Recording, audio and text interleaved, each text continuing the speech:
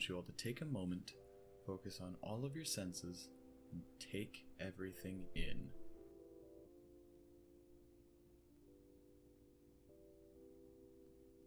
Now, everything you just saw, everything you just heard, everything you just tasted, smelled, and felt is all undeniably real. If something is real, it must be part of reality. Right?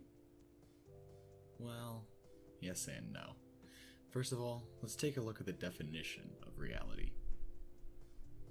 According to the Oxford Dictionary of English, reality is the state of things as they actually exist, as opposed to an idealistic or notional idea of them. You see, verifying something exists is actually incredibly easy. All you have to do to verify something's existence is observe. Of course, the problem with the dictionary definition of reality lies within one word: exist. Therein lies the problem. Things exist without you observing them, but how can you verify that? See, that's the difference between subjective reality, which includes everything that a subject observes, and objective reality, which includes everything that a subject does not observe. Here's an example. Have you ever played peekaboo with a young baby? Up until they reach the age of around 9 months, babies will enjoy this game quite a lot. But of course, that's because at the age of 9 months, humans gain the sense of object permanence. And if you don't quite like that example, then I'll go ahead and give you another one. Take atoms. You know they exist, but you can't see them or observe them in any other way. If you can't observe them, how can you verify they exist?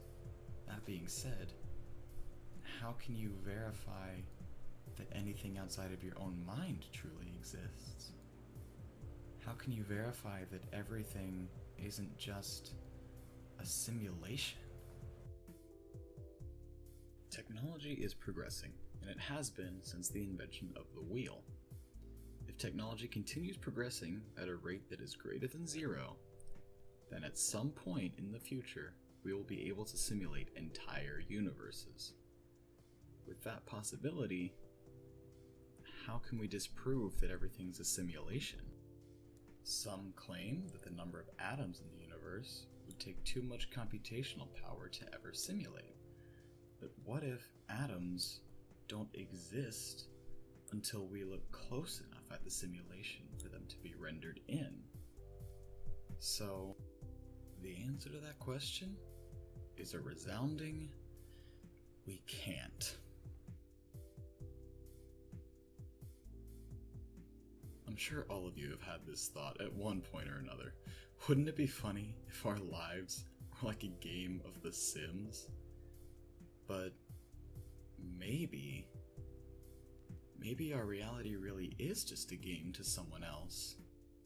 I mean, that would explain our universe's limits, like the speed of light being the universal speed limit, or even the Chandrasekhar limit being the limit of the size of white dwarf stars. Maybe this explains the computational power of the simulation. You might be wondering how it's possible to simulate billions of people's consciousness at one time, but perhaps the ones conducting the simulation are only simulating the consciousness of one individual. You. What if everyone around you is just an NPC, a segment of code with their choices already decided by the program? Maybe your choices are predetermined too. You see, in 1970, a man by the name of John Conway created something called the Game of Life. It's a 0-player game, meaning that once the initial conditions have been entered, no further input is required. All you have to do is put in a set of conditions, hit start, and watch the simulation. Maybe this is how our reality works. Of course, there's no way to prove that we're in a simulation. But there's no way to disprove that theory either.